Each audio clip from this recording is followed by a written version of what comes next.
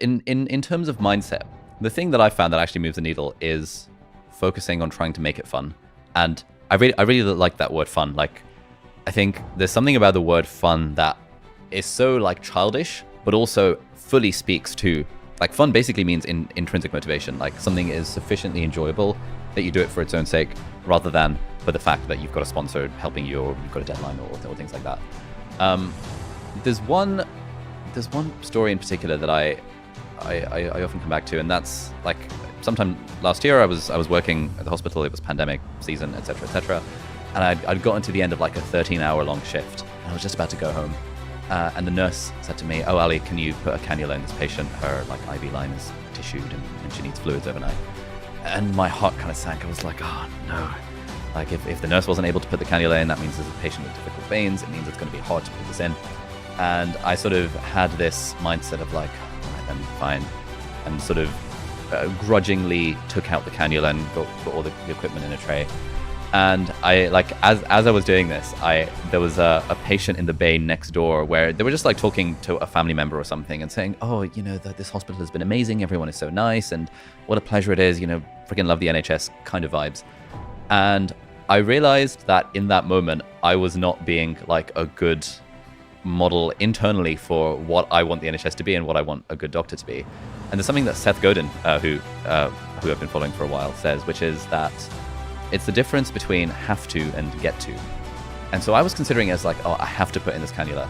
And I remembered that blog post I read from Seth Godin where he said, instead of thinking of have to, think of it as get to. I realized, oh, I get to put in this cannula. I get to make a difference in this patient's lives and life, and give her fluids overnight so that she's not going to dehydrate because of her morning sickness. And just that mindset shift immediately made me feel so much better about it. And I was like, oh, I get to do this. Who cares if I've been working for 13 hours? This is fun. This is privilege. This is cool. And I put it in, and we had a nice chat, and I felt really great about it afterwards. And now, like, and so that's one of the mindset things that I just always come back to.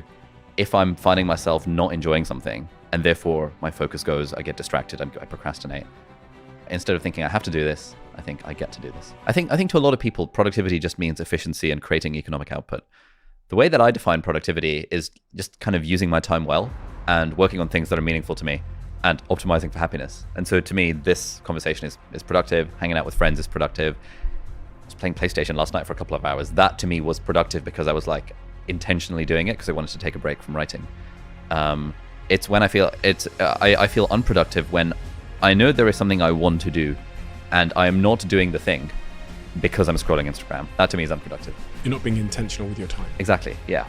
But I think on the internet these days, people use productive as economic output, and the whole like, oh, I want to be more productive.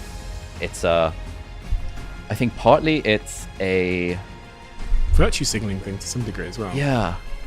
Partly it's a virtue signaling thing. I think partly it's also like a self-flagellating thing in a way, whereby I often see comments on my videos where it's like, oh, productive day in my life, which I'm kind of doing tongue in cheek just because it's funny, where people are like, oh my god, I watch these videos just to make myself feel bad. And I'm like, oh wow, okay. This is mostly a joke. Like, I hope you realize this, but also it's like that's kind of sad that comment has got so many upvotes. Where, oh, I feel like such a waste man when I watch one of Abdaal's videos. And I think there is that like perverse sense of people getting pleasure out of the story they're telling themselves that they are non-productive or that they are a chronic procrastinator, and to see someone who is on the surface seemingly so productive makes you kind of feel bad about yourself. I wonder if it's similar to, like, if I look at my Instagram Explore page, about a year ago, it used to be bikini models. These days, it's the dudes with six-pack abs. And I look at that, and there is a part of me that gets pleasure out of, like, flagellating myself and then, like, why don't I look like that yet?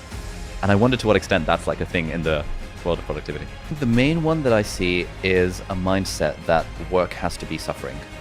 And that, like, working hard is, like, a bad thing.